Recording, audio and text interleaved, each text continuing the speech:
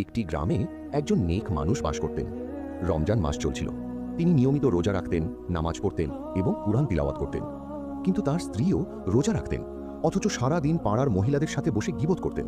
কখনো বলতেন সে এটা করেছে, তার ছেলে এমন, তার বউ তেমন। অসহায় স্বামী কিছু বলতেন না। ভাবতেন রমজান মাস, রাগের মাথায় কিছু বলে গুনাহ করে ফেলি না যেন। কিন্তু ভেতরে ভেতরে তিনি খুব কষ্ট পেতেন। একদিন হঠাৎ করে স্ত্রী খুব অসুস্থ হয়ে পড়লেন। জ্বর, দুর্বলতা, হাঁটা চলাও কঠিন হয়ে গেল। রমজানের তৃতীয় দশক চলছিল। স্বামী সব কাজ নিজে সামলালেন, ইফতার বানালেন, পানি দিলেন, ওষুধ দিলেন, কিন্তু স্ত্রীর অবস্থা দিন দিন খারাপ হতে লাগলো। সেই রাতে তিনি এক অদ্ভুত স্বপ্ন দেখলেন তিনি এক অন্ধকার জায়গায় দাঁড়িয়ে আছেন। চারপাশে মানুষ আছে, কিন্তু সবাই তার থেকে মুখ ফিরিয়ে আছে। হঠাৎ একটি আওয়াজ এলো, তুমি রোজা রাখতে, কিন্তু তোমার জিহ্বার রোজা কবে রেখেছ? তার সামনে একটি দাড়িপাল্লা রাখা হলো। এক পাল্লায় তার রোজাগুলো, আরেক পাল্লায় তার গীবত। গীবতের পাল্লা ভারী হয়ে গেল। তিনি কেঁপে উঠলেন, কাঁদতে লাগলেন। তারপর দেখলেন